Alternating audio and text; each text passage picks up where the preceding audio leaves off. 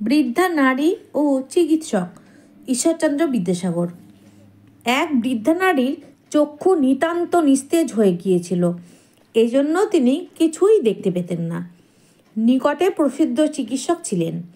বৃদ্ধা তার নিকটে গিয়ে কইলেন, কবিরাজ মহাশয়, আমার চোখের দোষ হইয়াছে জন্মেছে, আমি কিছুই দেখতে পাই না। আপনি আমার চোখ ভালো করে দেন, আমি আপনাকে বিলক্ষণ পুরস্কার দেব। কিন্তু ভালো করতে না পারলে আপনি কিছুই পাবেন না। চিকিৎসক বৃদ্ধার প্রস্তাবে সম্মত হয়ে পরদিন প্রাতঃকালে তার আলয়ে উপস্থিত হলেন। বৃদ্ধার গৃহে নানাবিধ দ্রব্যে পরিপূর্ণ দেখে চিকিৎসকের অতিশয় লোভ জন্মিল। তিনি স্থির করিলেন, প্রতিদিন একে দেখতে আসব এবং এক একটি দ্রব্য নিয়ে যাব। এজন্য যাতে শীঘ্র তার পীড়ার শান্তি হতে পারে সেরূপ ঔষধ না দিয়ে কিছুদিন গোলমাল করে কাটালেন। পরে একে একে সমস্ত দ্রব্য নিয়ে গিয়ে তিনি রীতিমতো ঔষধ দিতে আরম্ভ করলেন। বৃদ্ধার চোখ অল্প দিনেই পূর্ববৎ নির্দোষ হইল। তিনি দেখলেন তাঁর গৃহে যে নানাবিধ দ্রব্য ছিল তার একটিও নেই। অনুসন্ধান দ্বারা জানতে পারলেন চিকিৎসক একে একে সমুদয় নিয়ে এনেছে।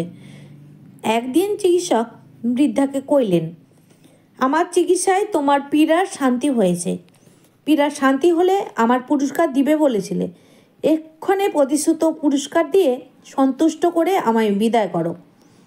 বৃদ্ধা চিকিৎসকের আচরণে অতিশয় অসন্তুষ্ট হয়েছিলেন, এজন্য কোনো উত্তর দিলেন না।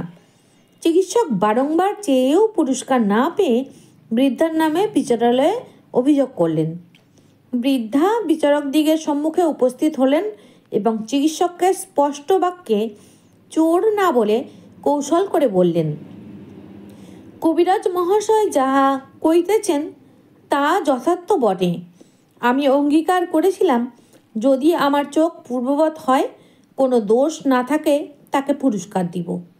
উনি কইতেছেন আমার চোখ নির্দোষ হয়েছে, কিন্তু আমি যে রূপে দেখছি তাতে আমার চোখ এখনও নির্দোষ হয়নি। কারণ যখন আমার চোখের দোষ জন্মেনি, আমার গৃহে যে নানাবিধ দ্রব্য ছিল সে সমস্ত দেখতে পেতাম। পরে চোখের দোষ জন্মালে সে সকল দেখতে পাইনি, এখনও সেসব দেখতে পাচ্ছি না। এতে তার চিকিৎসায় আমার চোখ নির্দোষ হয়েছে আমার সেরূপ বোধ হচ্ছে না।